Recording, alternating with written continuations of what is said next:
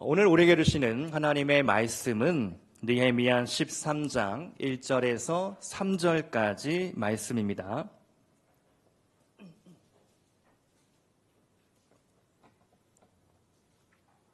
느헤미야 13장 1절에서 3절까지 다 같이 한 목소리로 봉독하시겠습니다.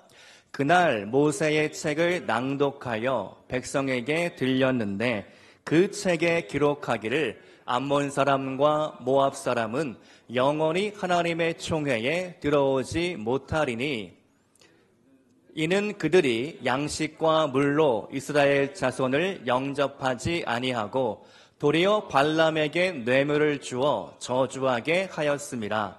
그러나 우리 하나님이 그 저주를 돌이켜 복이 되게 하셨다 하셨는지라. 이 백성이 이 율법을 듣고 곧 섞인 무리를 이스라엘 가운데에서 모두 분리하였느니라. 아멘. 개혁된 교회는 항상 개혁되어야 한다. 종교개혁자 칼빈이 남긴 말입니다.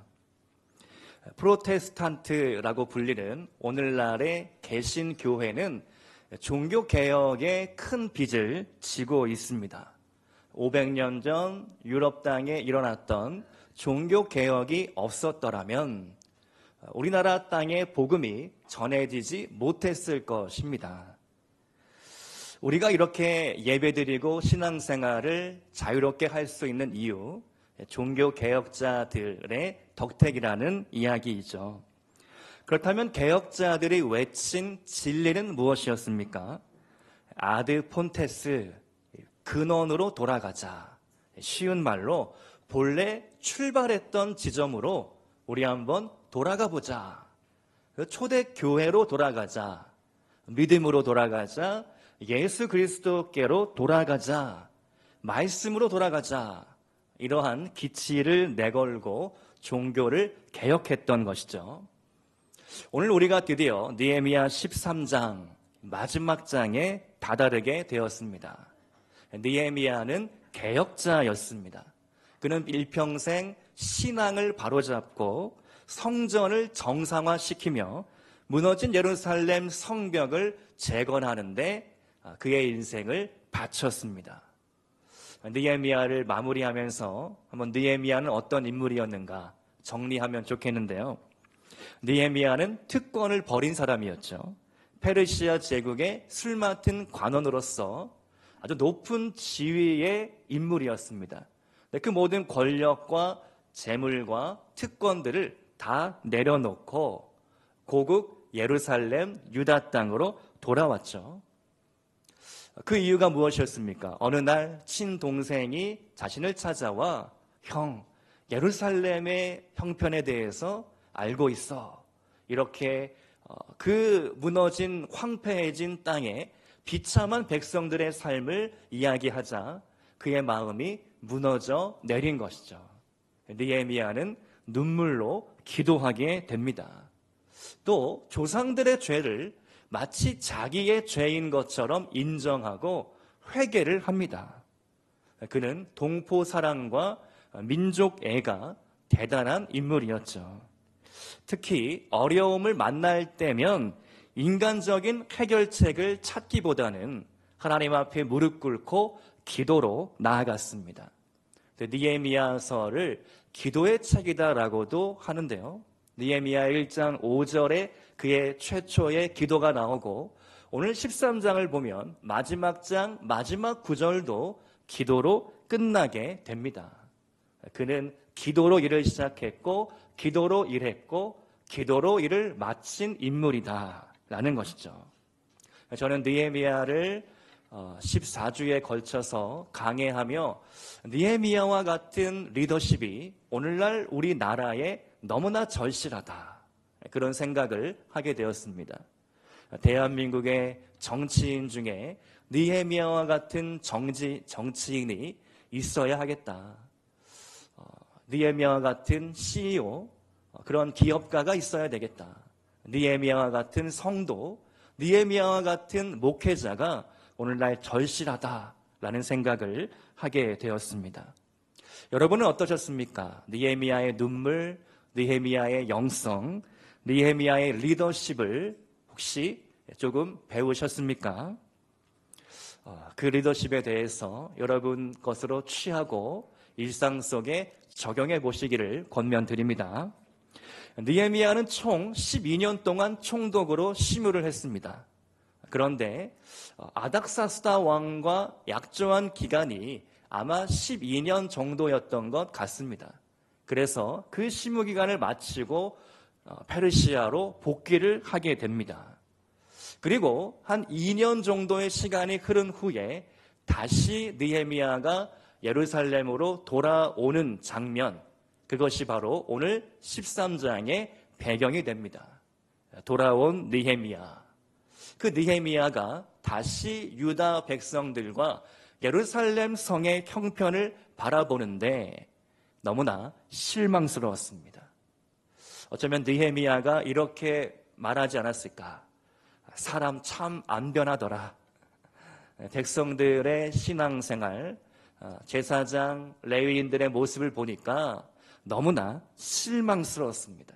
그러나 그는 포기하지 않고 끝까지 개혁을 완성시킵니다. 그래서 오늘 제목이 끝나지 않은 개혁인데요. 느헤미야가 어떻게 끝까지 개혁을 완수했는지 세 가지로 함께 살펴보겠습니다. 첫 번째로 느헤미야는 성전을 개혁합니다.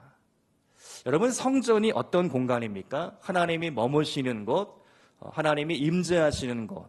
그 예배자들은 성전에 와서 하나님을 진심으로 구하고 찾고 기도하는 곳, 그것이 성전 아니겠습니까? 그러므로 성전은 당연히 거룩해야 하고 거룩함을 유지해야 하는 공간입니다. 하나님이 거룩하시기 때문인 것이죠. 거룩이란 무엇입니까? 세상과 구별하는 것이죠.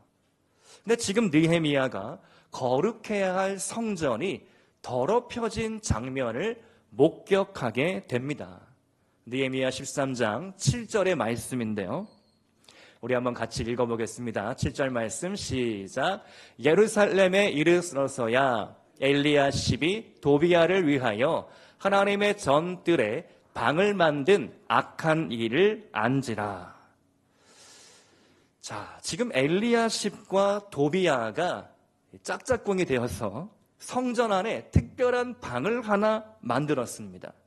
엘리야십은 대제사장입니다. 도비야는 이방인입니다. 이방인과 한통속이 돼서 성전 안에 비밀스러운 방을 하나 설치한 것이죠. 도비야는 옛날 느헤미야를 암살하려고 했던 악한 인물입니다. 평화회담을 가장하고 또 가짜 뉴스를 퍼뜨려서 느헤미야를 불러내려고 했죠. 그런데 그 도비야가 어떻게 이런 일을 할 수 있었을까? 대제사장 엘리야십이 눈감아 준 것이죠. 너무나 참담한 상황이었습니다. 어떻게 가장 거룩해야 할 성전 안에 이방인을 위한 방이 있었으며 또 그렇게 아무나 마음대로 들락날락할 수 있도록 이런 짓거리를 했을까? 느헤미야가 마음이 무너졌던 것이죠. 그리고 즉시 원래대로 돌려놓게 됩니다. 느헤미야 13장 8절과 9절 말씀인데요. 같이 한번 읽겠습니다. 시작. 내가 심히 근심하여 도비야의 세간을 그 방 밖으로 다 내어 던지고 명령하여 그 방을 정결하게 하고 하나님의 전의 그릇과 소재 유황을 다시 그리로 들여 놓았느니라. 네, 원상 복구를 시킨 것이죠. 근데 이 일은 간단한 문제는 아니었습니다. 도비야가 어떻게 성전 안에 자신을 위한 특별 공간을 마련할 수 있었을까? 이것은 백성들 때문이기도 합니다. 백성들이 레위인을 위한 목 11조와 드려야 할 헌금을 하지 않았기 때문입니다. 그러다 보니까 레위인들이 생활고에 시달려 밭일을 하러 가버린 것입니다. 그 창고는 원래 11조와 헌물들이 들어가야 할 공간인데 그 공간이 의미가 없어지니까 엘리야십이 생각한 것이죠. 저 이방인 도비야를 끌어들여서 성전 재정을 좀 충당해보자. 도비야와 손을 잡은 것이죠. 이방인과 결탁을 한 것입니다. 백성들이 마땅히 감당해야 할 11조를 하지 않자 성전 재정에 구멍이 났고 어쩌면 대제사장으로서 이 책임을 맡기 위해서 이방인을 끌어들였고 재정을 충당했던 것이죠. 느헤미야가 이 모습을 바라보고 너무나 마음이 아팠습니다. 그리고 성전을 개혁한 것이죠. 족장들을 다 불러다 앉혀놓고 호되게 꾸짖고 흩어진 레위인들을 다시 불러 모았습니다. 백성들에게 곡식과 포도주와 기름의 11조를 해라 명령을 내립니다. 그리고 이 일을 공정하게 감독할 사람들도 세우게 됩니다. 이러한 일들은 쉬운 일은 아니었습니다. 성전의 특권을 호시탐탐 노리는 이방인들이 늘 곁에 있었기 때문이죠. 견제와 감시가 필요했습니다. 거룩한 성전을 항상 거룩하게 유지하는 일이 그만큼 어려운 일이었습니다. 제가 듣기로 이곳이 과거에 헬스장이었다고 합니다. 여러분 아실 분들은 다 아신 것 같은데요. 아실 텐데요. 여기 바닥이 아마 매트가 깔려 있었고 거울이 벽면에 쫙 설치가 되지 않았을까. 그리고 운동기구들, 런닝머신이나 바벨 이런 것들이 군데군데 놓여 있었을 것입니다. 몸짱이 되고 싶은 사람들, 아름다운 몸매를 만들고 싶은 사람들이 회원으로 가입해서 매월 이곳에 돈을 내면서 운동을 열심히 다녔겠죠. 그런데 헬스장 운영이 어려워져 경매로 이 공간이 나왔고 때마침 우리 교회가 하나님의 은혜로 매입을 한 것입니다. 그리고 그 순간 이곳은 구별이 된 것이죠. 헬스장이었지만 하나님의 은혜로 이곳이 성전이 된 순간 이곳은 하나님의 처소, 하나님을 예배하는 거룩한 성전이 된 것입니다. 그 일을 이루기 위해서 이곳을 싹 다 뜯어 고치고 바닥을 고치고 벽면을 새로 하고 천정도 새로 하고 모든 공간을 리모델링을 하고 우리가 들어오게 된 것이죠. 그래서 우리는 지금 이렇게 마음껏 하나님을 예배하고 기도하고 찬양할 수 있게 된 것입니다. 그렇다면 이 성전을 우리가 어떻게 더 잘 유지해야 할까? 이것이 우리에게 남겨진 몫입니다. 오늘 느헤미야의 이야기 속에서 혹시 여러분 어떤 점을 깨달으셨습니까? 우리가 이 성전을 위하여 감당해야 할 부르심, 해야 할 사명이 분명히 있다는 것이죠. 그것을 우리가 눈 감지 않고 회피하지 않고 그 일을 나의 일으로 받아들이며 끝까지 이 성전을 아름답게 지켜나갈 수 있기를 소망합니다. 성전이 계속해서 아름답게 하나님을 예배할 수 있는 공간이 될 수 있도록 기도해 주시고 힘을 다해 주시기 부탁드립니다. 두 번째로 느헤미야는 시간을 개혁합니다. 시간. 두 번째 문제를 발견하게 되는데요. 백성들이 안식일을 지키지 않고 장사를 하는 겁니다. 느헤미야 13장 15절의 말씀인데요. 그때 내가 본즉 유다에서 어떤 사람이 안식일에 술틀을 밟고 곡신단을 나귀에 실어 운반하며 포도주와 포도와 무화과와 여러 가지 짐을 지고 안식일에 예루살렘에 들어와서 음식물을 팔기로 내가 그날에 경계하였고. 자, 여러분 안식일은 어떤 날입니까? 안식하는 날이죠. 일을 쉬는 날입니다. 근데 이 백성들이 안식일 날 밖을 나가서 일을 합니다. 술틀을 밟는다. 이것은 포도를 발로 밟아서 포도즙을 짜고 포도주를 담그는 행위를 의미합니다. 곡식단을 나귀에 실어서 운반을 합니다. 이것도 일하는 것이죠. 또 여러 가지 과일들과 음식들을 판매했습니다. 안식일인데 성문 일대에 아주 큰 장터가 열린 것이죠. 이 일을 발견하고 느헤미야가 호통을 칩니다. 17절과 18절 말씀인데요. 너희가 어찌 이 일을 행하여 안식일을 범하느냐? 18절 말씀, 너희 조상들이 이같이 행하지 아니하였느냐? 그래서 우리 하나님이 이 모든 재앙을 우리와 이 성읍에 내리신 것이 아니냐? 그럼에도 불구하고 너희가 안식일을 범하여 진노가 이스라엘에게 더욱 심하게 임하도록 하는도다. 느헤미야의 심정이 조금 느껴지십니까? 제가 더 흥분을 해야 되는데 더 흥분을 못했는데 느헤미야가 아주 열받은 것이죠. 너희가 어떻게 조상들이 그런 잘못을 해서 지금 이 꼴과 이 수모를 우리가 당하고 있는데 어떻게 그 과거의 잘못을 또다시 행하고 있느냐. 너무나 한탄스럽다. 여러분, 모세의 율법 10계명 중 4번째 계명이 안식일을 거룩하게 지켜라 이죠. 10계명 한 10개밖에 안 됩니다. 뭐 20개, 100개가 아니라 이 10계명 이 한 가지도 백성들이 지금 지키지 못하고 있는 것이죠. 하나님을 아주 대놓고 무시하는 행위였습니다. 유대인들의 안식일 규정을 잠깐 살펴보면요. 아주 엄격하게 지켜야 했습니다. 우리 지금의 달력으로 금요일 저녁 6시부터 다음 토요일 저녁 6시까지 24시간을 안식일로 지켜야 했습니다. 그 당시 안식일 날 하지 말아야 할 규정이 39가지 정도 됐다고 합니다. 바느질 하면 안 되고, 밥 갈면 안 되고, 곡식 타작, 빵 반죽과 굽는 일, 양털 깎는 일, 불을 켜고 끄는 행위, 1km 이상 걷는 일, 이 모든 것들을 하면 안 됐습니다.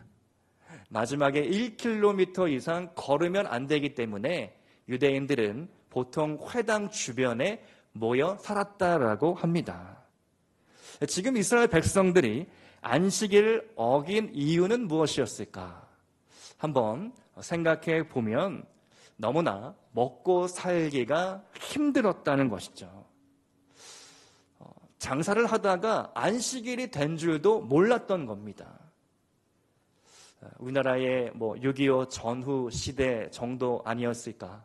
IMF 시대 같은 먹고 살기가 너무 바빠서 일주일 내내 일을 해야 가족들, 식구들 먹여 살리는 것이죠. 느헤미야가 이런 일을 몰랐던 것은 아닙니다. 그러나 지켜야 할 일은 지켜야 했던 것이죠. 안식일은 삶의 우선순위의 문제입니다. 안식일 날 하나님을 예배하는 일이 가장 우선인 것이죠. 말씀대로 사는 삶이 가장 중요합니다. 그것이 복받는 비결임을 느헤미야는 잘 알았습니다. 아무리 생계가 어려워져도 안식일을 지킨 이후에 생업을 해야 하는 것이죠.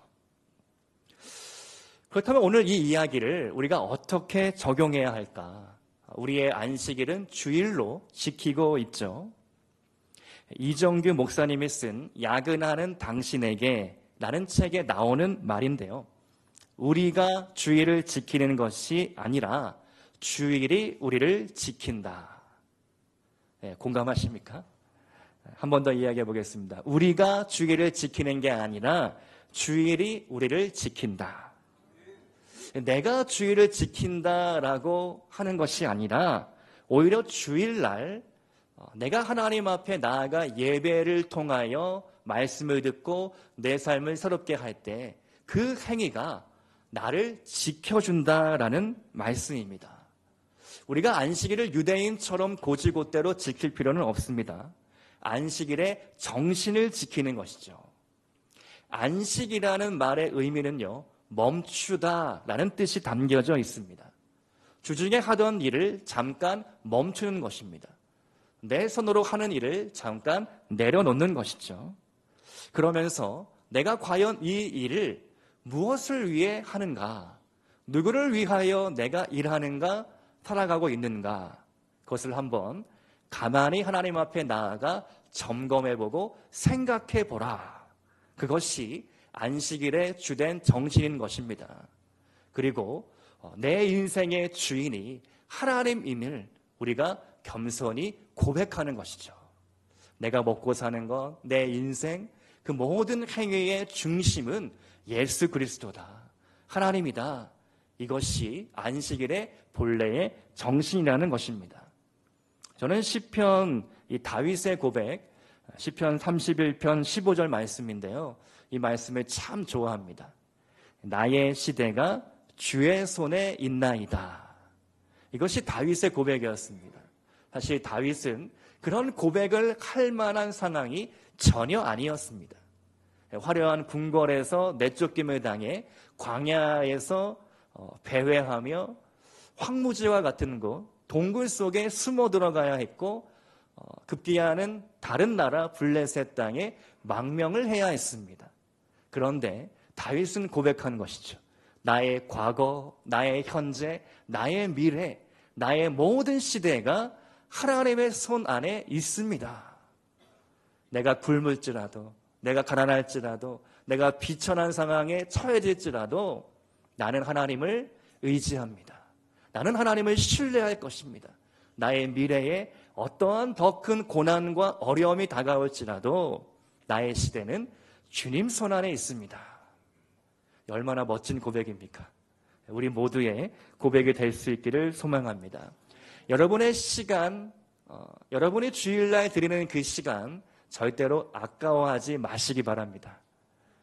아쉬운 것은 세대가 점점 내려갈수록 주일날 교회에 나와서 드리는 시간을 때로는 아까워하는 것 같습니다. 그러나 시간의 주인을 하나님으로 인정하고 여러분의 시간을 하나님 앞에 드릴 때 하나님이 반드시 그것을 기억하시고 여러분과 함께 하실 줄로 믿습니다. 여러분의 시간을 개혁할 수 있기를 축복드립니다. 세 번째로 느헤미야는 마음을 개혁합니다. 마음의 개혁이 중요하죠. 오늘 본문 13장 23절 말씀을 보면 느헤미야가 너무나 큰 충격을 받습니다. 23절 말씀 한번 같이 읽어보겠습니다. 시작.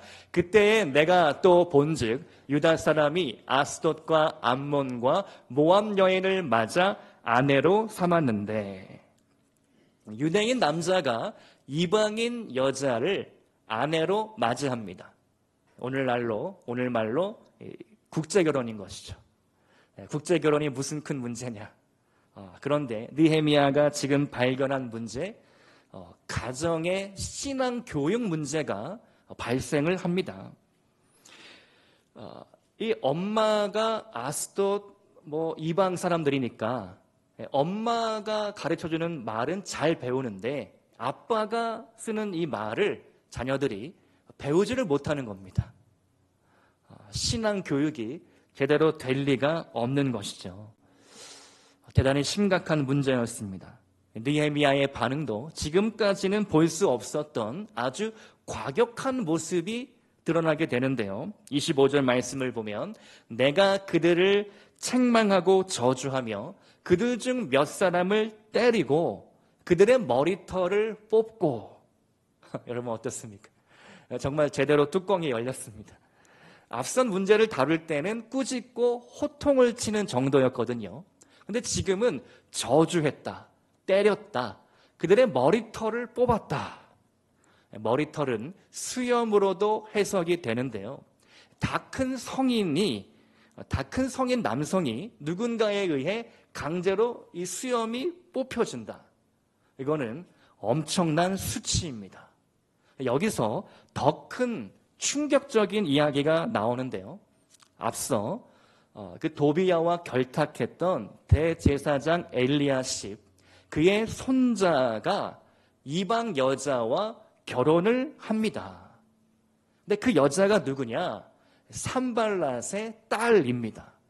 산발랏 기억하십니까? 도비야와 함께 빌런이죠. 아주 악한 사람입니다.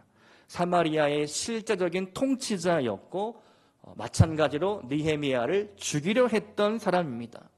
근데 그 악인과 그 악한 사람과 사돈 관계가 되어버린 것이죠. 어이없는 당황스러운 일입니다. 느헤미야가 단호하게 대응을 합니다. 그 유력한 대제사장의 손자라고 해서 봐주지 않았습니다.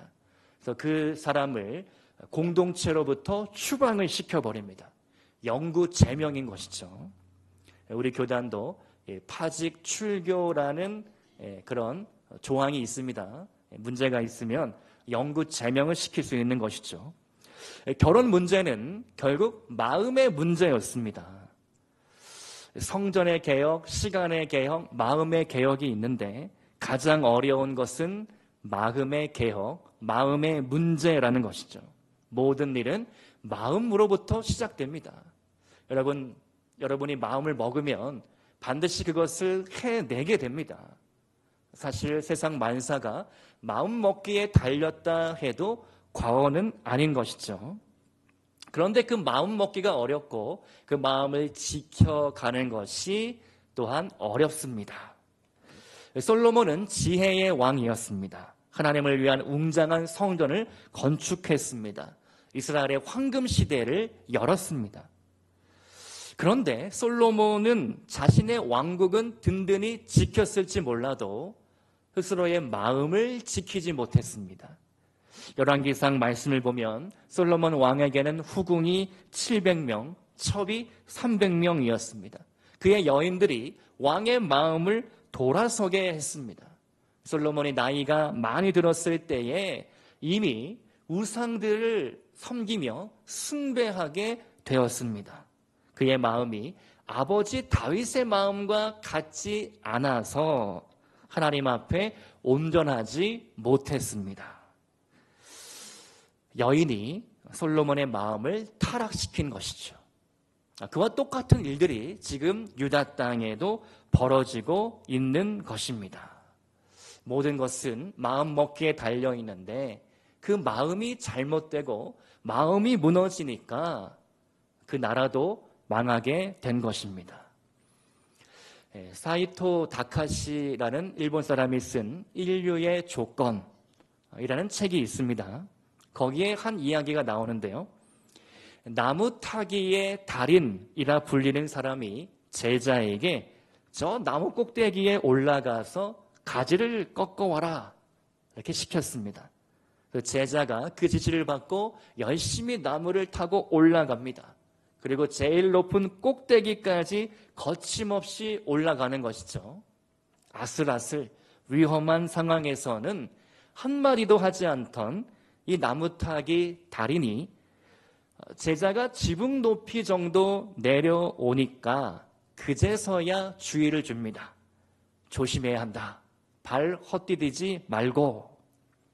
한없이 위험한 상황에서는 별다른 조언도 없이 지켜만 보더니 폴짝 뛰어내려도 다치지 않을 것 같은 그때에서야 주의를 주는 것이 조금 이상해 보였습니다. 주변의 마을 사람들이 그 이유를 물었습니다.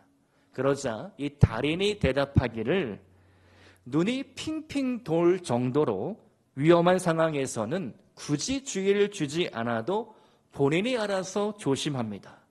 실수라는 것은 안전하다고 마음을 놓는 순간 저지르기 마련입니다. 여러분 어떻습니까? 우리가 큰일을 앞두고 긴장합니다. 기도를 열심히 합니다. 정말 간절해지죠. 그런데 그 순간이 지난 이후 어떻습니까? 마음이 풀려지고 긴장이 풀려지고 때로는 우리가 마땅히 해야 할 일들을 좀 하지 않게 됩니다. 기도 생활, 말씀 생활, 예배 생활, 우리가 마땅히 해야 할 일들, 날마다 해야 할 일들, 매 주일마다 해야 할 일들을 조금 놓고 싶다. 우리 마음 안에 그런 것들이 올라올 때가 있다는 것이죠. 실수는, 실패는 꼭 그럴 때 일어난다라는 이야기입니다. 잠언 4장 23절 말씀, 너무 중요한 말씀이죠. 제가 말씀드렸나요? 네, 한번 같이 제가 한번 읽겠습니다. 모든 지킬 만한 것 중에 더욱 내 마음을 지키라. 생명의 근원이 이에서 남이니라. 아멘. 생명의 근원이 여러분의 마음으로부터 나온다라고 우리에게 알려주고 있습니다. 여러분의 마음의 주인은 누구입니까? 오직 하나님 한 분이시기를 축복합니다. 여러분의 마음을 늘 하나님께 드리고 하나님과 함께함으로 마음의 개혁을 이루시기를 축복드립니다. 오늘 말씀의 결론입니다. 멕시코의 타라우마라 부족에게는 특별한 사냥법이 있다고 합니다. 여러분, 사슴과 사람 중에 누가 더 빠를까요? 달리기 시작하면 누가 이기겠습니까? 사슴이 이길 겁니다. 사슴은 평균 시속 한 60km 정도로 달릴 수 있다고 합니다. 빠른 속도죠. 사람은 그 절반에도 못 미치죠. 근데 이 타라우마라 부족은 아무 도구 없이 오로지 달리기로만 사슴 사냥을 한다고 해요. 어떻게 이 일이 있을 수 있을까? 사슴의 발굽이 다 닳아 헤어져서 나 이제 더 이상 도망 못 쳐 하고 포기하고 주저앉을 때까지 이 부족은 사슴을 추적한다고 합니다. 한 기록에 따르면 쉬지 않고 48시간을 달리고 한 번에 700km를 달렸다라고 합니다. 놀라운 일이죠. 이 타라우마라 부족의 사슴 사냥 방법은 포기하지 않는 집념과 끝까지 달리는 데 있습니다. 오늘 느헤미야는 끝까지 달렸습니다. 개혁을 포기하지 않았습니다. 내가 모든 방법을 다 써봤는데 사람 잘 안 변하더라. 이렇게 포기하지는 않았습니다. 느헤미야는 하나님이 맡겨주신 그 사명을 귀하게 여겼고 나는 이 일을 반드시 완수할 것이다. 하나님 앞에 나아갔던 것이죠. 느헤미야는 마지막 순간까지 기도했습니다. 느헤미야 13장 31절의 마지막 문장 기도로 끝납니다. 내 하나님이여 나를 기억하사 복을 주옵소서. 모든 사명을 다 이룬 후에 우리가 이 기도를 드릴 수 있다면 얼마나 좋겠습니까? 여러분에게 맡겨주신 하나님의 사명이 있습니다. 가정에서, 일터에서, 교회에서, 세상에서 그 사명들을 한번 우리가 생각해 보기 바랍니다. 하나님, 내가 그 사명 끝까지 믿음으로 잘 감당하게 하여 주시옵소서. 나를 지키시고 보호하여 주셔서 성전을 개혁하고 시간을 개혁하고 마음을 개혁함으로써 하나님의 사명을 이룰 수 있는 또 우리 교회가 되게 하여 주옵소서. 이것이 우리 모두의 소망이며 기도가 될 수 있기를 축복드립니다. 이제 느헤미야 강해가 다 끝났습니다.